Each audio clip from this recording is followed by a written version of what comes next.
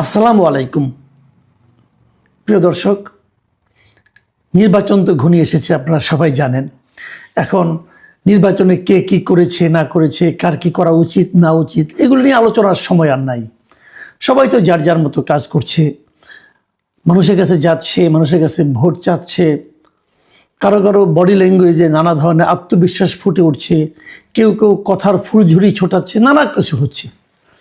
এর মধ্যে শেষ বেলায় এসে নানা ধরনের প্রিডিকশনও হচ্ছে, মানে ভবিষ্যৎবাণী বলতে পারেন, অথবা কে কেমন মনে করছে, কে কয়টা জিততে পারে, এগুলো নিয়েও নানা আলোচনা চলছে। আমি নিজেও একাধিক প্রিডিকশন করার চেষ্টা করেছি, এবং আমি এটা একটা খেলার মতো, অনেকটা এর উপর নির্ভর করবেন না। বাট আমি নিজে, আমার সঙ্গে বিভিন্ন জেলা পর্যায়ের লোকজনের সঙ্গে কথা হয়, আমি নিজে থেকেও কিছু কথা বলেছি, আরও কিছু কথা বলবো। আমি এই নির্বাচনের আগে আগে হয়তো আরও একবার এই ধরনের একটা প্রিডিকশন দেব। হাতে তো আছে আর দুদিন মাত্র। তো আজকে আমি হাতে কিছু পেয়েছি। আমাকে বেশ কিছু সরকারি সংস্থার কাছ থেকে কিছু আমি প্রেডিকশন পেয়েছি, সেগুলো দিয়ে আমি কিছু কথা বলবো। আবার ধরেন একটা জাতীয় দৈনিক, তারাও তাদের বিভিন্ন জেলা প্রতিনিধিদের দিয়ে একটা জরিপ করিয়ে, জরিপ মানে একটা ধারণা পাওয়ার চেষ্টা করেছে যে কোন দলে কতটা জিতবে। তো কি পেলাম আমরা? দেখুন, আমি সরকারি সংস্থার যে জরিপগুলো যা পেয়েছে, যে ধারণাটা পেয়েছে, সেটা আপনাদের একটু বলি আমি। তারা বলছে যে এই 300টা আসন তো হবে না, 298টা আসনে ইলেকশন হচ্ছে, দুটো তো বাদ আছে। এই 298টা আসনের মধ্যে তাদের বিবেচনায় বিএনপি জিতবে 150টা, জামাত জোট, বিএনপি হবে জোট না খেলে বিএনপি এককভাবে জিতবে 150টা আসনে, জামাত জোট জিতবে 70টা আসনে, স্বতন্ত্র জিতবে 55 জন। এটা কিন্তু একটা সিগনিফিকেন্ট। স্বতন্ত্র তারা কেন 55 জন বলল? আপনাদের মনে আছে নিশ্চয়ই যে বিএনপির কিন্তু বিদ্রোহী প্রার্থী আছে 79 জন। এই 79 জন প্রার্থী যারা আছে বিদ্রোহী, এদের মধ্যে আমার হিসাবে, আমি যতটুকু হিসাব করে দেখেছি, প্রায় ধরেন আপনার 42 থেকে 45 জন এরা খুবই স্ট্রং ক্যান্ডিডেট। এরা হয় নিজেরা জিতবে অথবা অন্য কাউকে জেতাবে। যদি নিজে জিততে নাও পারে, বিএনপির ভোট তারা এতটাই কাটবে যে ওখান থেকে হয়তো জামাত অথবা অন্য কেউ বেরিয়ে যাবে। বিএনপি এই যে তাদেরকে নিয়ন্ত্রণ করতে পারে না, এই 79 জনকে নিয়ন্ত্রণ করতে পারে না, আমি মনে করি এটা বিএনপির একটা বড় রাজনৈতিক ব্যর্থতা। তারা এমন লোককে নিয়ে রাজনীতি করেছে যারা দলের স্বার্থকে ইগনোর করেছে। এমন লোককে নিয়ে করে তারা দলের স্বার্থটা বুঝে নাই, মানতে চায় না, দলকে অসম্মান করেছে এই লোকগুলো। তো এত লোক নিয়ে বিএনপি রাজনীতি করতো কিভাবে? এটা আমার কাছে একটা রহস্য লাগে। আপনি নিশ্চিত থাকেন যারা বিদ্রোহী হয়েছে এদের অনেকেই এই দলের কেন্দ্রীয় অনেক নেতার সঙ্গে সুসম্পর্ক এখনো বজায় রাখছে, এবং ওইখান থেকে এমন আশ্বাসও তারা পেয়েছে যে তারা নির্বাচিত হলে তাদেরকে আবার দলে ফেরত নেওয়া হবে, এবং এটা হবে। এই হলো এই ধরনের দলের। আওয়ামী লীগ, বিএনপিতে এটা অতীতেও বহুবার হয়েছে। এবারই গত 24-এর যে অগাস্টের পর বিএনপি যাদেরকে কয়েকজন খুব বহিষ্কার করলো না, এই বহিষ্কারে কিন্তু শেষ দিকে, এই গত নভেম্বরের দিকে এসে কিন্তু অনেকেই পাইকারি হারে আবার কিন্তু বিএনপি ফেরত নিয়েছিল।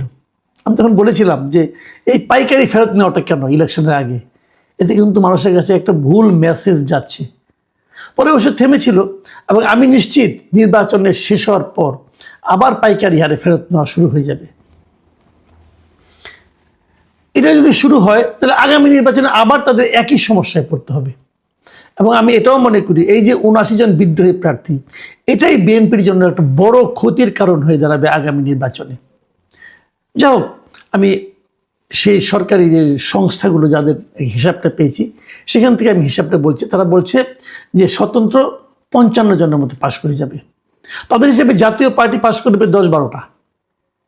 কয়টা হবে অ্যাকুরেট না? 10-12টা তারা জাতীয় পার্টি। এটা আমার কাছে একটু বাড়তি মনে হয়েছে। জাতীয় পার্টি আমার বিবেচনায় এত পাশ করার কথা না, এবং তাদের বিবেচনায় ইসলামী আন্দোলন তারাও নাকি প্রায় 7-8টা সিট পেয়ে যাবে। এটাও আমার কাছে কেমন যেন একটু অগ্রহণযোগ্য মনে হয়, আমি জানি না। এবং তাছাড়া অন্যান্য যারা আছে বিভিন্ন রকম বিভিন্ন দল আছে, কোনো কোনো দল আছে একজন দুইজন করে পাশ করবে, সেরকম সংখ্যাও তারা দেখিয়েছে 5 জনের মতো। তাহলে কি দাঁড়ালো, বিএনপি তাহলে ক্ষমতায় যাচ্ছে, 185 হোক আর যাই হোক, এর চেয়ে কমবে না, বরং বাড়তেও পারে কিছুটা। আমার মনে হয় বিএনপি এদের হিসাব অনুযায়ী তারা বিএনপিকে ক্ষমতায় পাঠিয়েছে। আমি আরেকটা হিসাবের কথা বলছি, যেটা বলছিলাম যে একটা পত্রিকা, একটা জাতীয় দৈনিক, ওনারা একটা হিসাব করেছেন ওনাদের মতো করে। এই হিসাবটা আমার কাছে অধিকতর গ্রহণযোগ্য মনে হয়েছে, আমার খুব ইন্টারেস্টিং মনে হয়েছে। এই কারণে ওরা দুটো ভাগ করেছে। একটা ভাগ হলো যে নিশ্চিত জিতবে, আর একটা ভাগ হলো যে আসনগুলিতে খুব প্রতিদ্বন্দ্বিতা হবে। তাদের হিসাবে 88টা আসনে বিএনপি কোনো রকম প্রতিদ্বন্দ্বিতা না করেই জিতে যাবে। 88টা, 88। এই আসনগুলিতে বিএনপিকে কোনো ধরনের প্রতিদ্বন্দ্বিতারই মুখোমুখি হতে হবে না। এরকমভাবে জামাত জিতবে 51টা আসনে, কোনো ধরনের প্রতিদ্বন্দ্বিতা নাই, তারা মোটামুটি নিশ্চিত তারা 51টা আসনে জিতে যাবে খুব ইজিলি। আর 17টা আসনে স্বতন্ত্র প্রার্থীরা জিতবে। স্বতন্ত্র মানে ওই বিএনপি বিদ্রোহীরা 17টা আসনে তারা নিশ্চিতভাবে জিতবে। এখানে তাদের সঙ্গে অন্য কোনো প্রতিদ্বন্দ্বিতা হবে না, সেটা বিএনপি হোক জামাত হোক, কেউ তার সঙ্গে ফাইট করতে পারবে না। তারা এনসিপিকে দিয়েছে 2টি আসন, এই 2টি আসনে এনসিপিও বেশ আরামের সঙ্গেই জিতে আসবে। আমার ধারণা সম্ভবত এই দুটো, একটা হাতিয়ার আব্দুল হান্নান মাসুদ আর একটা হাসনাত আবদুল্লাহ হতে পারে, আমি শিওর না, তবে আমার ধারণা তাই হবে। আমি শিওর হলে এখন বলবো না আর কি, তবু বললাম এই দুটো। তাদের হিসাবে জাতীয় পার্টি জিতবে 4টা আসনে, এগুলো একদম নিশ্চিত। এছাড়া এর বাইরে অন্যান্য বিভিন্ন দলের থেকে 4 জন প্রার্থী তারা জিতে আসবেন। এটা এই পত্রিকাটার বিভিন্ন করেসপন্ডেন্ট যারা আছেন তাদের সঙ্গে কথা বলে তারা যেটা বের করেছেন। আমার ধারণা আরও অনেক পত্রিকায় কাজ করছেন, যদি এটা মিলে যায় আমি নির্বাচনের পরে পত্রিকাটার নামও বলবো আপনাদেরকে। এবং তাদের হিসাবে এই যে বললাম না কঠিন প্রতিদ্বন্দ্বিতা, তার সংখ্যা হলো 132টা আসনে। 132টা আসনে কঠিন প্রতিদ্বন্দ্বিতা হবে, এটা তারা মনে করে। মানে এই 132টা আসনে আসলে ডিসাইডিং ফ্যাক্টর হবে। এই 132টা আসনে যারা জিতবে, যারা ভালো করবে, তারাই আলটিমেটলি সরকার গঠন করবে। তার মানে এই 132টা আসন থেকে বিএনপি যদি 62টা আসন পেতে পারে, তাহলে কিন্তু তাদের 150 হয়ে যায়। খুব সিম্পল কিন্তু। কাজেই আর এই 162টা থেকে 132টা থেকে জামাতকে পেতে হবে 99টা আসন। জামাত যদি 132টার মধ্যে থেকে 99টা পায়, কেবল তাহলেই তারা ক্ষমতা দখল করতে পারবে, মানে সরকার গঠন করতে পারবে। আর বিএনপির জন্য 62টাই এনাফ।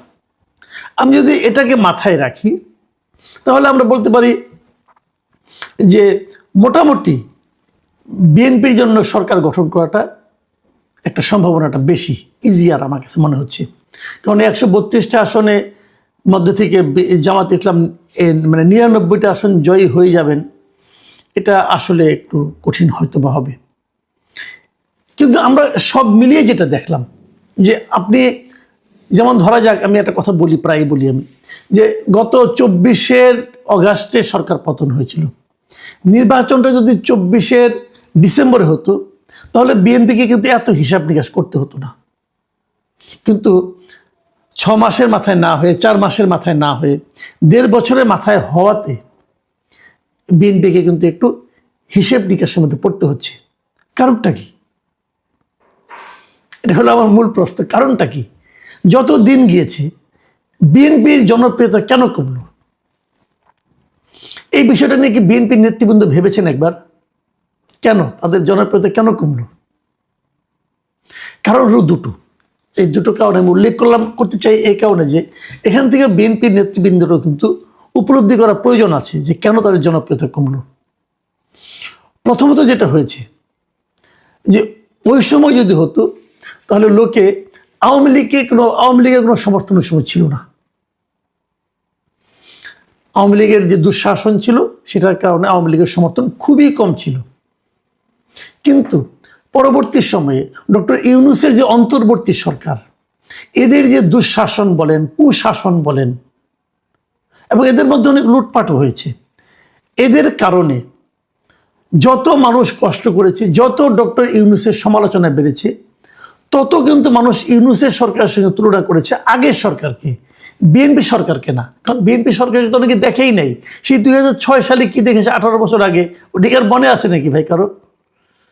কাজে যত এই সরকারের অপশাসন হয়েছে, যত এই সরকারের নেগেটিভ ইমেজ বেড়েছে, তত মানুষ কিন্তু আগের সরকার মানে আওয়ামী লীগ সরকারের কথা ভেবেছে, এবং সেটা তখন এই সরকারের ব্যাড ইমেজটা যে ভর করেছে বিএনপির উপর। এর হলো একটা দিক। আর দ্বিতীয় দিকটা হলো অগাস্টের পর থেকেই বিএনপির সারা দেশে, বিএনপির বিভিন্ন স্থানীয় পর্যায়ের নেতা কর্মী এবং সমর্থকদের নানা ধরনের তাণ্ডব চলেছে। বিএনপি হাজার হাজার লোককে বহিষ্কার করার পরও সেই তাণ্ডব থামাতে পারেনি, এখনও চলছে। এখনও সারা দেশে যত চাঁদাবাজি হয়, এখনও খুচরা মুচরা যত চাঁদাবাজি হয়, ফুটপাতেও যে চাঁদাবাজি হয়, সেটা কিন্তু জামাতের লোক করে না, বিএনপি লোকজন করে। তাদেরকে বিএনপি থামাতে পারেনি। মানুষের মধ্যে একটা ধারণা তৈরি হয়েছে যে ক্ষমতায় আসার আগে যখন এটা শুরু করেছে, ক্ষমতায় গেলে না জানি কি করবে। কেন করছে চাঁদাবাজি তারা? এখানে একটা ইন্টারেস্টিং ইনফরমেশন কিন্তু আমি আছে, অনেকে আমাকে বলেছে যে তাদের এই চাঁদাবাজি করতে অনেক ক্ষেত্রে নেই, কোনো কোনো ক্ষেত্রে জামাতের লোকজন বড় উৎসাহিত করেছে যে তোমরা চাঁদাবাজি করো, আমরা তোমাদেরকে সারা দেশের মানুষের কাছে তোমাদের অপকর্মের খবরগুলি ছড়িয়ে দিই। এটা হচ্ছে জামাতের স্ট্র্যাটেজি। এই স্ট্র্যাটেজিকে কেউ কেউ হয়তো ঈর্ষা করতে পারেন, আমি কিন্তু অপছন্দ করি না। তারা তো চাইবেই প্রতিপক্ষকে ঘায়েল করতে। বিএনপির ওই সমস্ত নেতাকর্মীরা মাথা মোটার মতো ওইগুলোতে ঝাঁপিয়ে পড়েছে, তার তাৎক্ষণিক অর্জনটাকে বড় করে দেখেছে। এটা কিন্তু বিএনপির জনপ্রিয়তা দিন দিন কমিয়েছে। তারেক রহমান দেশে ফেরার পর এই নেগেটিভ দিকটাকে তারা একটু কভার করার চেষ্টা করেছে। এখন তারা এই জন্য একটু অগ্রসর হতে চেষ্টা করছে। বিপরীত দিকে একটা কথা বলি, এই যে বিএনপির যে বিদ্রোহী প্রার্থী, এটাও কিন্তু বিএনপির জন্য একটা নেতিবাচক দিক হয়ে দাঁড়িয়েছে। সব মিলিয়ে আগামী নির্বাচনে কি হবে, কিভাবে কি হবে আমরা বলতে পারবো না, আমরা দেখব। আবার ধরেন অনেকে হয়তো এই কথাও বলবেন যে এই যে জামাতের এতটা অগ্রসর বানাতে দেখা যাচ্ছে, যে জামাত আগে 7-8%-এর উপর কখনো ভোট পেত না, এবার তারা এত ভোট কেন পাবে? এটা কিন্তু ওই কারণে যেটা আমি এতক্ষণ ব্যাখ্যা করলাম। কিন্তু তারপরে অনেকে বলছেন যে বিএনপির ভোট তো অনেক, তাকে কি এই জামাত যদি তার ডাবল অথবা আপনার 3 ডাবল হয়ে যায়, মানে 3 গুণ হয়ে যায় ভোটের পরিমাণ, তবু তো বিএনপি থেকে অনেক দূরত্বে থাকে। এটা হলো গণিতের হিসাব, কিন্তু ভোটের হিসাব সবসময় গণিতকে অনুসরণ করে না। এই সামনের দিন কী হবে আমরা জানি না। আমরা একটা সম্ভাব্য একটা আলোচনা জাস্ট করলাম আপনাদের সঙ্গে, আপনারাও এটা নিয়ে ভাবুন। আগামী 2 দিনের আর সময় আছে, 2 দিনের মধ্যে হয়তো আমি আরও একটা জরিপ, যে জরিপে আমার নিজস্ব অবজারভেশন থাকবে বেশি, সেরকম আপনাদেরকে দেওয়ার চেষ্টা করব। এখন এ পর্যন্তই।